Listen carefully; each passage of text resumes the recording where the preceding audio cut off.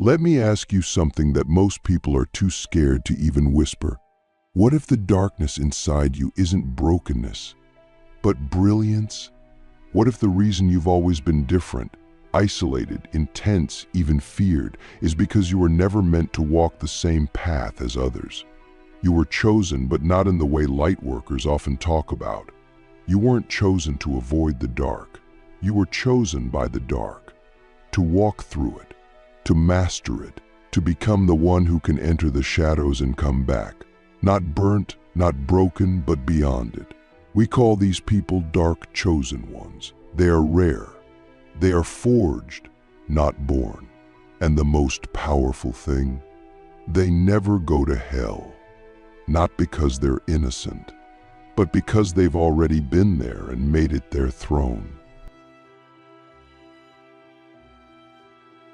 I know this sounds heavy, maybe even scary, but if you feel that strange chill in your bones right now, that's not fear, that's recognition. Because deep down, you've always known you were different, not just spiritually unique, but cosmically designed for a purpose others might not even survive. And in this video, I'm going to take you through the 7 signs that you are a dark chosen one, and why your soul is coded in such a way that no underworld, no demon, no karmic reckoning can touch you. You don't escape hell, you transcend it. Your very presence rewrites what hell even means. The first sign is this: you've survived things that would have destroyed most people, and you didn't just survive, you adapted. You didn't numb yourself into oblivion. You didn't stay bitter. You didn't beg for rescue. You went inward. You made pain your teacher. You turned betrayal into wisdom. That's not normal. That's not average. That's alchemical. Most people fear suffering. They run from it. But you study it. You digest it. You say, "Show me what's underneath this agony," and you walk through the fire barefoot. That's not just resilience. That's divine design. Dark chosen ones are forged through sacred suffering. And it's not just to build character, it's to awaken your shadow gifts. The abilities that only activate when you've died to your old self again and again. So ask yourself this: why did you have to go through exactly what you went through? Why did life break you in such precise, surgical ways? The second sign is that you feel at home in silence, solitude, and darkness. Not because you're antisocial, but because you remember. Somewhere deep in your bones, you remember lifetimes where darkness was not evil, it was initiation. You're not afraid of being alone in your thoughts. You don't flinch at the void. In fact, the void feeds you. It clarifies you. This is the opposite of most spiritual teachings that say, raise your vibration, stay in the light.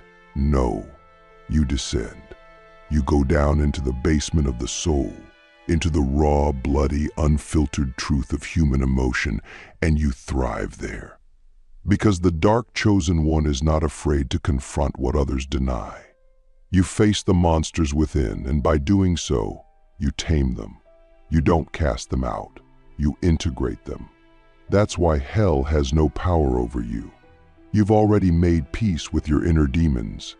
You've named them. You've loved them. And now they serve you. The third sign: you are immune to false gurus, fake light, and spiritual bypassing. You don't fall for surface-level positivity. You can smell manipulation, control, and spiritual arrogance from miles away. Because you've seen behind the veil, you've danced with darkness and come back with your eyes wide open. You may even have been burned by the light at some point, by spiritual leaders or systems that promised salvation but delivered shame. But instead of turning bitter, you turned deeper. You became your own guide, your own priest, your own temple. That's the mark of a dark chosen one. You don't need saving, and you don't need an audience. You know that truth isn't always pretty. Healing isn't always gentle. And real wisdom doesn't come from avoiding the storm, it comes from becoming it. The fourth sign, you carry a presence that shifts rooms. People can't explain it, but they feel it. Some are drawn to you like moths to flame. Others flinch, avoid, or even resent you without knowing why. That's because your energy is disruptive, not in a chaotic way, but in a revealing way. You don't even have to speak, and people feel exposed around you. Their masks crack, their shadows begin to stir. Why?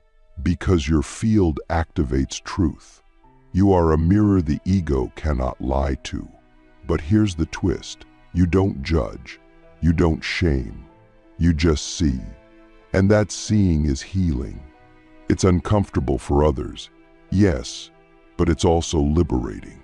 The dark chosen one doesn't need to seek power.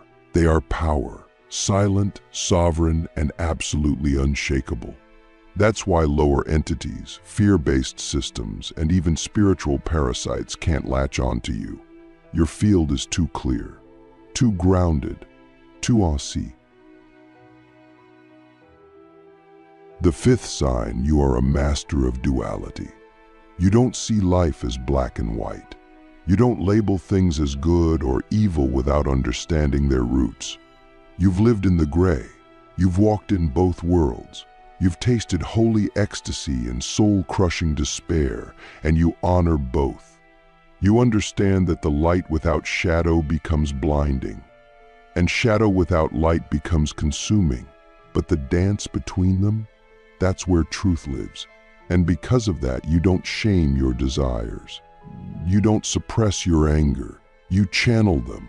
You use every emotion as fuel for awareness. That's what makes you dangerous, not to others, but to illusions. You can't be controlled through guilt. You can't be manipulated with fear. You see through the matrix because you've escaped it internally. And that's why hell can't touch you. Because hell isn't a place, it's a state of illusion. And you've already shattered it from within. The sixth sign, you've been tested again and again by forces that most people never encounter. Spiritual warfare is not a metaphor for you, it's memory. You felt the weight of unseen energies. You've had dreams that felt more real than waking life. You've sensed entities, portals, timelines shifting. And instead of crumbling, you learned how to navigate. You learned protection. You learned discernment. You learned how to walk through haunted spaces without fear. Why? Because your soul has trained for this. You're not just a survivor, you're a guardian. You were born to hold frequency in places others collapse. You're the one who walks into spiritual chaos and brings order, not by force, but by presence. And that's what makes you untouchable.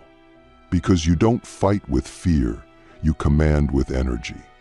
You don't react, you remember. And the final sign, the seventh, is this. You know deep in your soul that you're here on assignment.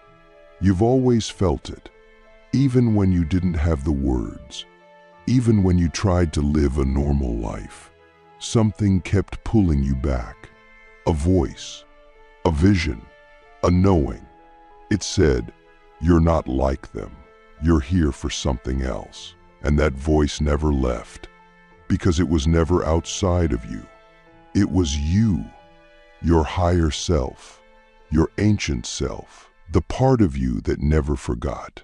And now, as the world crumbles, as illusions die, as new light rises, your time is here, not to save the world, but to anchor truth into it. You are not afraid of the apocalypse. You are the one who walks through it calmly. Because you've already seen the end. And you know, the end is not destruction. The end is purification. And you were born to lead souls through it, not with fear, but with presence. So I ask you now, what would happen if you stopped apologizing for your power? What would happen if you stopped trying to fit into a world you were designed to disrupt? What would happen if you finally embraced the fact that you are a dark chosen one and that no hell has any dominion over you because you've already made peace with your own? The hell-proof soul. Why nothing can break you once you master the darkness within. Let's go deeper. Because now that we've exposed the signs, the question becomes, what does it mean to live as a dark chosen one in the real world? How do we walk through the chaos, the noise, the illusions, knowing that hell cannot claim us? The answer isn't complicated, but it is rare. You see, most people are running from their shadows. They build their personalities like fortresses designed to hide their wounds. But we were born to do the opposite. We invite the shadows in. We sit with them. We listen. And in that act of radical presence, something incredible happens. The darkness loses its grip. It no longer controls us. It becomes our ally. That's the first law of the hell-proof soul. What you no longer fear can no longer chain you. Fear is the gatekeeper of hell, and your courage is the key to walk out forever. Living as a dark chosen one means you stop seeking safety in the way the world defines it. Because true safety doesn't come from control. It comes from clarity.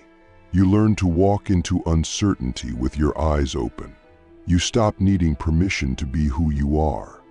You stop asking the world for validation it's not qualified to give you. This is where most people get trapped. They want to awaken, but they also want applause for doing it. We don't. We don't need applause. We need truth. We don't need a stage. We need alignment. We don't care about being liked. We care about being free. And that's why we don't go to hell. Because hell is the prison of pretending. And we don't pretend anymore. We don't shrink. We don't fake peace to avoid conflict. We speak with fire in our throats and silence when necessary. We move like storms and monks at the same time. That's power. But make no mistake, this path isn't easy. It's not glamorous. It doesn't come with instant enlightenment or a step-by-step guide. It's messy. It's raw. It will break every identity you built from fear. You will lose friends. You will lose comfort. You may even go through what I call the spiritual void, a place where nothing feels real anymore, and all your old desires dissolve. That's the death of who you were. And if you can stay awake during that death, something sacred happens. A new self is born, not the ego self, not the performative self, the essential self, the one who remembers why you came here, the one who doesn't flinch when the world burns, the one who knows that the soul cannot be destroyed because it was never created. It just is, eternal, unshakable, hell-proof. And this brings us to one of the deepest truths. Hell is not a punishment. It's a mirror. It shows you everything you haven't healed, everything you still fear, everything you've disowned. For most, this is terrifying. But for us, it's opportunity. We look into that mirror and we integrate. We say, yes, that's mine. That rage, that shame, that hunger, that grief. It's all mine. And then we transmute it. Because the dark chosen one doesn't escape pain, we evolve through it. And this is the secret most spiritual systems won't tell you. If you want to become untouchable, you must become whole. Not perfect, whole. Which means you stop dividing yourself into good and bad. You stop fighting your instincts. You stop judging your impulses. You listen to them. You learn their language. And that language becomes your compass through the underworld. Now here's a practical truth most ignore. Your energy is your currency. You must protect it like gold. Because the world will try to drain you, not just with negativity, but with distraction, with noise, with fake urgency. You must learn to say no without guilt. You must learn to walk away from anything that dims your voltage. That's not selfish, that's strategy. You were born with a specific frequency, and that frequency is medicine for this planet. But if you dilute it to make others comfortable, you rob the world of your true gift. So take inventory. Where are you leaking energy? Who are you shrinking around? What stories are you still telling yourself that keep you small? Because the hell you fear is often just the accumulation of every boundary you didn't set, every truth you didn't speak, every time you said yes when your soul screamed no. And here's where we flip the narrative. You don't go to hell because you've already been there and you stayed awake. You didn't numb out. You didn't spiritually bypass. You didn't check out. You watched. You felt. You learned. And now you're no longer afraid of descent. In fact, you welcome it, the gatekeeper of shadows, becoming the one who decides who enters and who escapes the darkness, because descent is where the real treasure is. That's what initiates know. The gold is in the darkness. The wisdom is in the wound. The crown is in the ashes. And that's why dark chosen ones rise differently. We don't rise because we escaped darkness. We rise because we merged with it and came back clean. And now nothing can break us. Not because we're invincible, but because we're honest. And honesty is the highest protection any soul can wear. It makes you immune to spiritual parasites, toxic people, and even your own doubt. Because when you're honest, you're home. So I'll leave you with a question that only your soul can answer. What would it look like if you stopped negotiating with your own power? Really think about that. No more shrinking. No more hiding behind humility. No more apologizing for your depth, your intensity, your truth. What would your life look like if you fully stepped into the knowing that no hell can hold you, because you are the one who guards the gate? That's not ego. That's embodiment. You don't need validation. You need permission from yourself. And when you give yourself that, the world will never be the same again. The gatekeeper of shadows, becoming the one who decides who enters and who escapes the darkness. Now we've reached the deepest threshold. If you've come this far, it means you're not just a dark chosen one. You are on the edge of becoming something even more rare, a gatekeeper. Not everyone makes it here. This space isn't about healing anymore. It's about responsibility. The gatekeeper of shadows is not just someone who has survived darkness. It's someone who has mastered it to the point where they no longer fear it, and more than that, they can guide others through it. But don't confuse this with saving people. A true gatekeeper doesn't rescue. They reveal. They don't pull people out. They illuminate the door. And only those who are truly ready will walk through. This is why your presence unsettles some people. They feel the truth in your energy, and not everyone is ready to face the parts of themselves you unconsciously reflect. To be a gatekeeper means that you've earned the right to sit between realms. You are trusted by both light and shadow. You can walk through temples and back alleys, through sacred spaces and chaotic ones, and nothing clings to you. Not because you're cold or detached, but because your essence is anchored. You've learned how to hold space without absorbing. You've learned how to feel everything without becoming it. This is mastery. And it's not taught in books. It's earned through lifetimes of choosing awareness over reaction, presence over panic, truth over comfort. And when you reach this level, you don't just navigate reality, you influence it. Your vibration becomes an invitation to truth. Your silence becomes a sermon. And when people come into your field, they either rise or flee. This is the sacred neutrality of the gatekeeper. But this role is not about superiority. It's about service. And the service is this: you hold the frequency of truth so consistently that it becomes a lighthouse in a world drowning in illusion. You don't need to convince. You don't need to argue. You become evidence. You walk into spaces and shift timelines just by being. You speak and people feel their soul remembering something ancient. You listen and others begin to hear their own truth echoing back.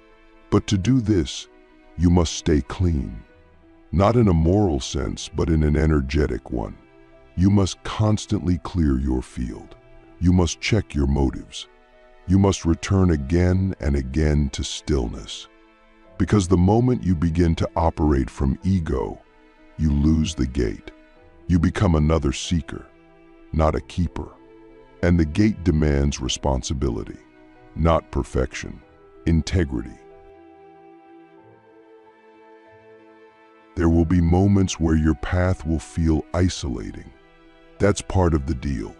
The deeper you go into your own truth, the fewer people can walk with you. But the reward is immeasurable. You become untouchable by fear. You become immune to manipulation. You become so sovereign that even the darkest energies bow to your presence, not because you dominate them, but because you understand them. You know their language. You've sat with them. You've humanized them. You've looked into the eyes of your own shadow and said, "You are not my enemy. You are my teacher." And in doing so, you've unlocked the one thing that makes a soul uncageable: compassion for the self. That's the final weapon. That's the final key. Because when you no longer war with yourself, the entire universe softens around you. So what does this look like in daily life? It means you stop looking for the light at the end of the tunnel, and you become it. You stop begging the universe for signs, and you realize you are the sign. You stop waiting for the right moment, and you create it. You walk into your job, your family, your community with the awareness that you are the frequency holder, that your presence is not passive. It's transformational. This is where the gatekeeper's power becomes subtle but unstoppable. You no longer need to speak loudly to be heard. You no longer need to convince anyone of your worth. You exist in a state of such raw truth that the world either aligns or reveals its inability to meet you. And either way, you keep walking, not out of arrogance, but out of clarity. You know your role now, and you don't flinch from it. There are times, of course, when the darkness will knock again. Not because you failed, but because you are still evolving. The tests never stop. They just become more refined. You will be asked, will you still choose truth when no one claps for you? Will you still walk the path when your old life dies completely? Will you still be the gate when no one walks through it but you? These are the questions that determine whether you remain a student of darkness or become a sovereign of it. And if you can answer yes, not because it's easy, but because it's real, then you will taste a level of spiritual freedom that no doctrine, no system, no afterlife promise can ever offer you. You will know what it means to be truly hell-proof, because you no longer fear where others fear to look. You no longer abandon yourself in the dark. So I ask you now, with reverence and challenge in equal measure, what will you do with this power? Will you continue to hide it behind politeness, behind trauma, behind the fear of being too much? Or will you finally rise, not as a savior, but as a mirror for those who are ready to see themselves? Will you hold the gate with grace, even when the world misunderstands your silence, your shadows, your strength? This is not a path for many, but it is the path for you. If you've made it here, then you are not just chosen. You are encoded. You are the one who remembers when others forget. You are the one who walks through fire and does not burn. You are the one who looks at hell and says, "I've made peace with you. Now I build heaven where I stand."